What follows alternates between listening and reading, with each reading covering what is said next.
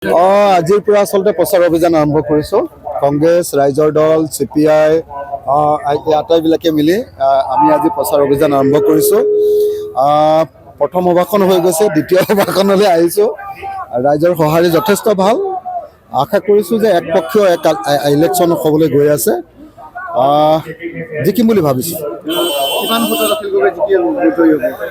মানে কিমান ভোটতটো কৈ দিয়াটো সম্ভৱপৰ নহয়, কিন্তু ৰাইজৰ দলৰ প্ৰতি মানুহৰ যি আগ্ৰহ, সেই আগ্ৰহ যথেষ্ট পৰিমাণে দেখা গৈছে।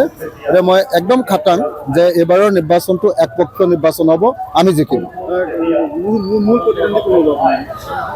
মানে আপুনি মই কৈছোঁ যে এইটো একপক্ষীয় হ'ব। মূল প্ৰতিদ্বন্দ্বী মানে মই এইকাৰণে আপোনালোকক ক'ব খুজিছোঁ, মানে প্ৰব্লেমটো হ'ল যে মোৰ বিৰুদ্ধে যিজন মানুহক উঠাইছে, অলপ আগতে মোক এজন মানুহে দিছে যে এই মানুহজনে তেওঁৰ জীৱনত 61জন মানুহক হত্যা কৰিছে। এখন তালিকা দিছে মোক। যিজনে মোৰ বিৰুদ্ধে ইলেকশ্যনত উঠিছে, তেওঁ 61জন মানুহক হত্যা কৰিছে বুলি এখন তালিকা দিছে। আৰু সেই 61জনৰ পাছতো আৰু হ'ব বুলি কৈছে, 100জনতকৈ বেছি হ'ব। এতিয়ালৈকে মোক 61জন মানুহৰ তালিকা দিছে। তো গতিকে যদি এজন মানুহে 61জন মানুহ বা তাতকৈ বেছি মানুহ হত্যা কৰে, তেওঁ যদি অসমৰ আটাইতকৈ সৰব বিধায়কজনৰ বিৰুদ্ধে ইলেকশ্যনত উঠে, তেতিয়াহ'লে তেওঁ শিৱসাগৰৰ নিচিনা সন্মানীয় সমষ্টি এটা, য'ত সদায় সুতৰ বিপৰীতে যায়, তেনেকুৱা এটা ধুনীয়া সমষ্টিত, ঐতিহাসিক সমষ্টিত, তাত বাৰু বিজেপি কেণ্ডিডেট জিকিব নেকি? আপোনালোকে নিজে কওক। জয়ন্ত হাজৰিকাই যদি বা কুশল দুৱৰীয়ে যদি নিজৰ জীৱনত মই পোৱালৈকে এতিয়ালৈকে তালিকাৰ পৰিমাণটো 61। আৰু মই অলপ আগতে গাড়ীত আহি থাকোঁতে আপোনাৰ KN শইকীয়াৰ গুপ্ত হত্যাৰ প্ৰতিবেদনখন পঢ়ি আহিছিলোঁ। তাতো ক্লিয়াৰলি লিখি থোৱা আছে যে এই হত্যাকাণ্ডবিলাক কুশল দুৱৰীৰ নেতৃত্বতে কৰা বুলি তেওঁলোকে কনভিনচিংলি প্ৰমাণ পাইছে। KN শইকীয়াৰ ৰিপৰ্টত ক্লিয়াৰলি লিখি থোৱা আছে। গতিকে য'ত 100জন মানুহক হত্যা কৰা এজন হত্যাকাৰীয়ে শিৱসাগৰৰ নিচিনা ঠাইত ইলেকশ্যন খেলিবলৈ আহিবলৈ সাহস কৰিছে, এইটো এটা অসমীয়া জাতিৰ প্ৰতি অপমান, শিৱসাগৰৰ প্ৰতি অপমান।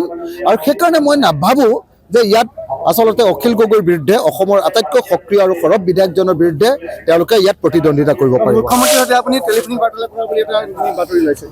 মানে মই দেখিছোঁ আছাম লাইভ বা NB নিউজ আৰু News 18 এই দুটাত মই দেখিছোঁ যে মোৰ বিৰুদ্ধে এটা অপপ্ৰচাৰ, মিছা কথা প্ৰচাৰ কৰি থকা হৈছে যে মুখ্যমন্ত্ৰীৰ লগত মই 26 তাৰিখৰ ৰাতি কেইবা ঘণ্টা আলোচনা কৰিছোঁ বুলি এটা মিছা নিউজ প্ৰচাৰ কৰিছে। সাংবাদিকতা হালধীয়া হ'ব নালাগে আৰু মালিকবিলাকো ক'লা হ'ব নালাগে। এনেকুৱা 2 নম্বৰী কাম কৰা, অখিল গগৈ এনেকৈ 2 নম্বৰী কাম কৰা মজা উলিয়াই দিম মই। যিজন সাংবাদিকে এই কামটো কৰিছে, মই এনেকুৱাকৈ অসমৰ মানুহৰ ওচৰত তেওঁক এক্সপ'জ কৰিম নহয়, তেওঁ গম পাই যাব। সঁচা কথা ক'লে ক'বা ভাই, মিছা কথা কৈ এনে মিছামিছি 2 নম্বৰী কাম কৰিবলৈ হিমন্ত বিশ্ব শৰ্মাৰ পকেটত সোমাই 2 নম্বৰী কাম কৰিবলৈ আহি মোৰ সন্মুখত থিয় হোৱাটো বৰ সহজ কথা নহ'ব। জ্ঞানশ্ৰী জিকিব, জ্ঞানশ্ৰী বৰা জিকিব, ডক্টৰ জ্ঞানশ্ৰী বৰা জিকিব।